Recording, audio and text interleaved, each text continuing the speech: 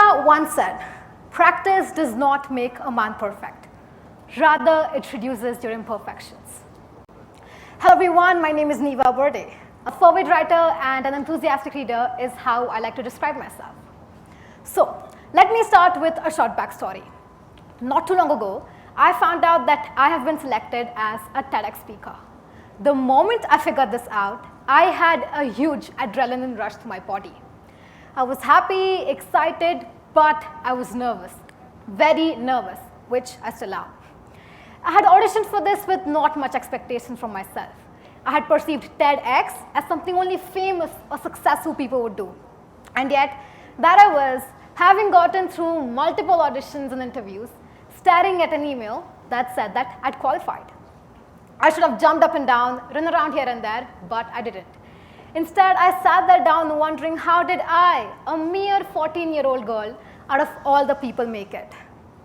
Eventually, as I started working on my speech, I felt so much pressure on myself. I remember watching different TED Talks and asking myself, Niva, can you actually do something like this? And I wondered, did I actually deserve it, or did I just get lucky? And eventually, there was a point where I wasn't just nervous. Rather, I was scared.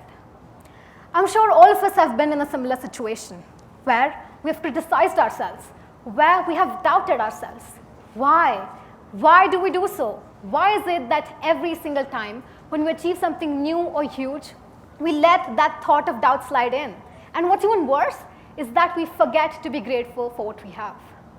Being a part of this event, standing here as a TEDx speaker, is such a huge opportunity for which I will be eternally grateful. But I had gotten so lost in that moment that instead of choosing to be grateful for it and working even harder, I chose to question it. I chose to question my own worth. And that is exactly why today I'll be talking about a few people. Those people that make me realize how small all my worries are and how much there is to be grateful for. For those who don't know who he is, his name is Stephen Hawking, the man who changed our perspective about the universe. Where are we all from? Why are we here now? And where are we going?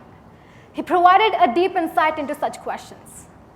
Stephen Hawking was diagnosed with amyotrophic lateral sclerosis, a nervous system disorder that paralyzes your whole body, and eventually one also loses one's command over their speech. Being confined to a wheelchair, having to use a speech-generating device in order to communicate is not easy. But all these physical barriers did not stop him. From writing multiple best-selling books that changed the history of cosmology and made it more understandable to the younger youth, to advocating for climate change and spreading awareness about it, to winning multiple awards in the field of astronomy, Stephen Hawking has proved that nothing ever is impossible. This woman, my dear people, is Helen Keller, one of the most prolific writers in the history of the mankind. But did you know that Helen was born deaf and blind? With the right determination and the support of a family, she made it into the Radcliffe College at the Howard University and became the first ever deaf and blind person to get a degree in arts. She's always been a very strong advocate of world peace, women's suffrage, and people with disabilities, and has always made sure that her writings portrayed a strong message in the support of these. Her writings were so influential that her book, How I Became a Socialist, was such a threat to the Nazis to a point where they had to burn her book into ashes and make sure that it wasn't accessible to the Germans. Helen Keller has always been my role model. She has taught me that if you have the strong will to achieve something, the will to bring a change, then despite all the disparities, despite all the circumstances, success will be yours no matter what.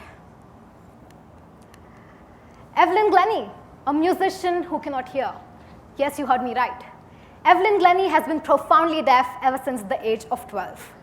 But that did not stop her from pursuing her passion, music. Evelyn does not listen to music, rather she feels it. Determination and perseverance are some of the very strong pursuits that she beholds. And with these qualities, she auditioned for the Royal Academy of Music in London and became the highest scorer in the history of the Academy, All of this at just the age of 17. She has won multiple awards like the Royal Philharmonic Society's prestigious Soloist of the Year Award and can play more than 1,000 percussion instruments. She has taught me that if you have the true passion towards something, that if you are true towards your craft, then with the right hard work, you will succeed no matter what.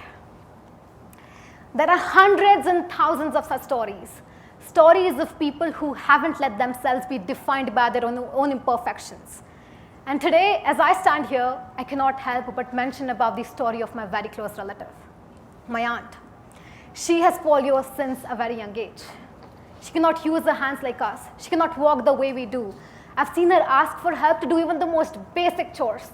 But not once have I seen her not smile or complain about the situation that she is in. I cry and get upset over the smallest things in my life. If I'm not able to do a couple math problems or get stuck at a physics problem, I start crying and complaining about how hard it is. And yet, there she is, battling through life with the biggest smile on her face. When I look at her, I realize how grateful I should be. I have 2 arms, 2 legs, 2 eyes, 2 ears, and a brain functioning absolutely normal. I have the best of family and friends that support me through my thick and thin. Isn't that enough for me to be grateful? Because there are so many people out there who do not even have this. Recently, when I was talking to her, I asked her this: what is it that you would want the world to know about you? And she replied, I might be physically disabled. My body is but a shell. But I'm capable of thinking just like anyone else, and for that, I'm grateful. This answer moved me a bit. Yes, they might have their own physical disparities, but they can think and reason just like any one of us. And in fact, even better than us. And the examples that I gave just now, they prove it. So why is it so difficult for us to accept them in our society? Why can't we treat them equally? They have their own imperfections just like we do. And we should learn how to accept their flaws just like we are taught to accept ours. Living in the 21st century, I'm sure all of us have heard our parents and grandparents saying, wait for a couple more years, and then eventually robots will take over. But do you know why that cannot happen? It cannot happen because robots and humans are different. How? We, us as humans, are flawed. We are capable of learning and thriving only and only because we can make mistakes. If you've ever noticed, something that anyone looks for in a leader is experience. It comprises of the success, but mainly the failure that one has been through and how they've moved past their barriers.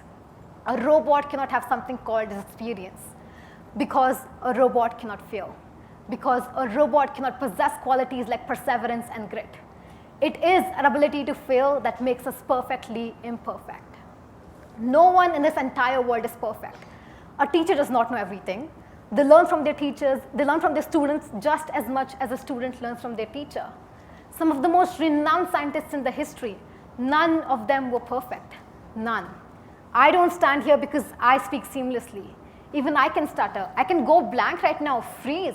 But that does not stop me from speaking on the stage. Trading my worth for the changing trends of the world is a cheap price I pay. With my heart on my sleeve, I shall not trade. For what I've gleaned is priceless and irreplaceable. Your weaknesses have a purpose. The purpose is not to put you down, but to elevate you. Your confidence, your skill, and your focus that stares you forth with a unique discomposition, and that is you and I.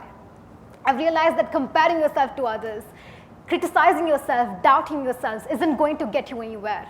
Instead, it's just going to steal your confidence and your time. So, next time you find yourself hesitating to try something new, you find it hard to believe in yourself, stop right there and remind yourself that giving up isn't an option. So it is better to give in, because after all, life is nothing but a perfect little imperfection. Thank you.